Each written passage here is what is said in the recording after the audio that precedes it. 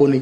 तो ये वो यहूदी जो उलमा थे ना, जो मौलाना बनकर हमारे मिंबरों पे मस्जिद में लगे थे, यही बात हो रही थी। बात भूल तो नहीं की?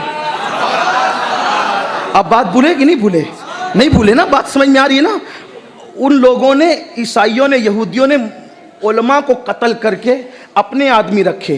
वो शक डालते थे, वो बुराई डालते थे। अच्छा, एक और बात, फिर उनकी तकरीर का उन्वान भी बड़ा अजीब होता था। ये कलर अफजल है, वो कलर अफजल नहीं, ऐसे कलर की टोपी वैसे कलर की नहीं।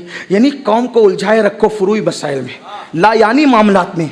कलर टोपी का, को टोपी की साइज, टोपी की ऊंचाई, टोपी की नीचाई, ये मामला, वो मामला, वो मामला। ऐसे में कौम उलझी हुई थी। मतलब असल इशू से जहन हटाने के लिए फरा की तरफ लोगों को उलझाओ।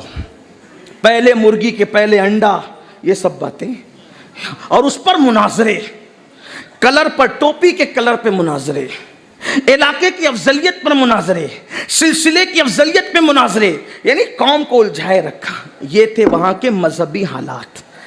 अब सुन ले, उस दौर के जो मालदार लोग थे, अब जब उलमा शहीद हो गए तो उस दौर के जो उलमा थे, जो चंद बचे, उनको तो गिनती में नहीं थे। जो यहूदी और नसरानी आलिम बन के खड़े थे, वो तो कौम को उलझाए हुए थे ना, इख्तिलाफ उम्मत में का शिकार करके रखे थे, लड़ा रहे थे ताकि दीन से तवज्जो हटे, मजहब से तवज्जो हटे, मसलक से तवज्जो हटे। तो जब असल बात कौम तक नहीं पहुंचती थी, कौम बिगड़ गई।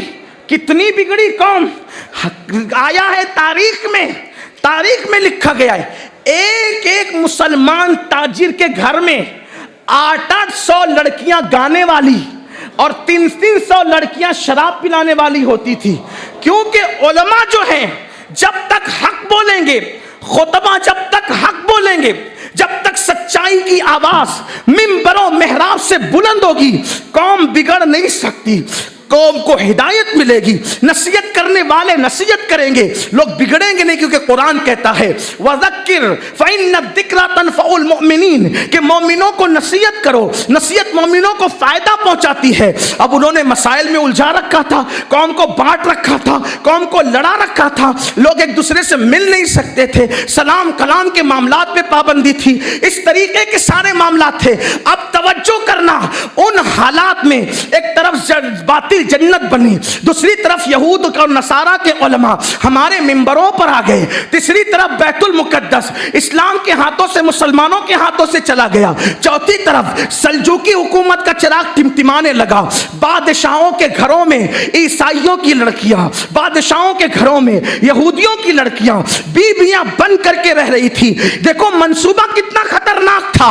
यहूदी की बेटी जब किसी मुसलमान बादशाह के घर में रहेगी तो उससे जो औलाद पैदा होगी, जहनी तरबियत कौन सी होगी? यहूदियों वाली तो होगी, नसरानियों वाली तो होगी। यानी इस्लाम का बेस मुकम्मल खत्म करने का प्लान था। शराब खाने आबाद हैं, जुओं के अड्डे आबाद हैं, लायानी बातों में कौम उलझी हुई है, मुनाजरे पे मुनाजरे हो रहे हैं, मुबाहिसे पे मुबाहिसे हो रहे हैं, कौम का मुंह देख के तकरीरें हो रही है, हक कहने के लिए कोई तैयार नहीं है।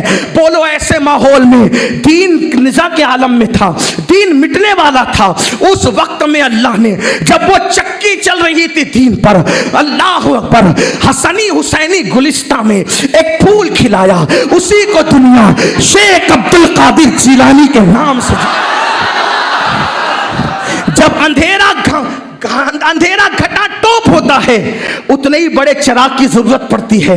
इसलिए कि अंधेरा जितना ज्यादा होगा, चिराग उतना बड़ा लाना पड़ेगा। गुमराही जितनी ज्यादा होगी, मुकाबिल में उतना मजबूत लाना पड़ेगा। यही तो तरीका है। अल्लाह अकबर।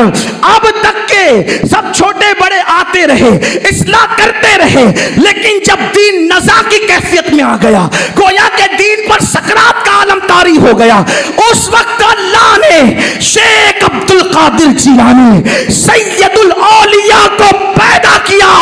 और जिस दिन गौ से पाक पैदा हुए, वो तारीख थी शाबान की आखिरी तारीख, और दूसरी सुबह से आपने रोजा रखना शुरू कर दिया। सुभान अल्लाह, नारे तकबीर, नारे रिसालत, सुल्तानुल औलिया, सुभान अल्लाह। ऐसे माहौल में मां के पेट से करामतों का ज़ुहूर हुआ। गौस पाक की अम्मी कहती है जब अब्दुल कादिर मेरे पेट में थे, छींक आती थी, मैं कहती थी अल्हम्दुलिल्लाह, तो वो पेट से आवाज देते थे यरहमुकिल्लाह। करामतों का ज़ुहूर मां के पेट से। फिर गौस पाक पैदा हुए, बचपना बेगुबार, 18 साल तक जीलान में रहे। 18 साल के बाद बगदाद में वहशत का माहौल, अय्याशियाँ, बुराइयाँ, जराइम, हराम, ये सब मालदार हराम खा रहे हैं, उलमा उनकी गुलामी कर रहे हैं। क्योंकि आप जानते हैं कौन लोग थे, मैंने बताया ना आपको कि कौन लोग बन गए थे। आज भी सिर्फ इशारा दिए जा रहा हूँ, आज भी मुमकिन है कोई आपके मेहराब में कोई यहूदी खड़ा हो, आपके मेहराब में कोई ईसाई खड़ा हो, पहचानने का आसान तरीका, अगर फजाइल मुस्तफ़ा खुलूस से बयान करता है समझ जाओ कि मोहम्मदी है। सुभान अल्लाह, सुभान अल्लाह। और अगर शकूक पैदा करने की कोशिश करता है तो समझ जाओ कि कहीं ना कहीं कनेक्शन। सुभान अल्लाह। मैं नहीं कहता कौन लोग हैं, मुझे नहीं मालूम कौन लोग हैं, मेरी आवाम बहुत ज्यादा समझदार है। अल्लाह अकबर। मेरा इशारा किसी की तरफ नहीं है, मेरा इशारा सिर्फ उन लोगों की तरफ है जो मुस्तफ़ा जान रहमत के बारे में शक पैदा करते हैं। हम तो अहले यकीन है। कोई हमसे कहते हैं नबी की शान, ये मैं कहता हूं कि और बड़ी बोल। सुभान अल्लाह, बेशक बेशक बेशक। सुभान। का ये मैंने कहा और बड़ी बोल, का ये मैंने कहा और बड़ी बोल। कहा क्या बड़ी बोलूं?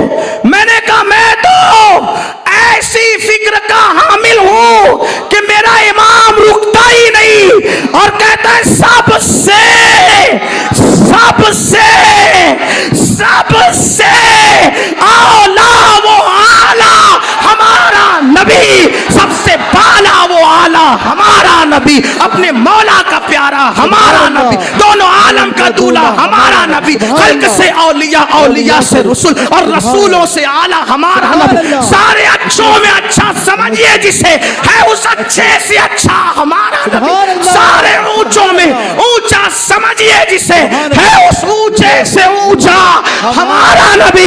कौन देता है, देने को मुंह चाहिए, देने वाला है सच्चा हमारा। सुभान अल्लाह। नारे तकबीर, नारे रिसालत, मसलक आला हजरत, इश्क मोहब्बत, इश्क मोहब्बत। कोई हद है उनके उरूज की, बला गल ओला पे कमाल। सुभान अल्लाह, सुभान अल्लाह, वाह वाह, सुभान अल्लाह, सुभान अल्लाह।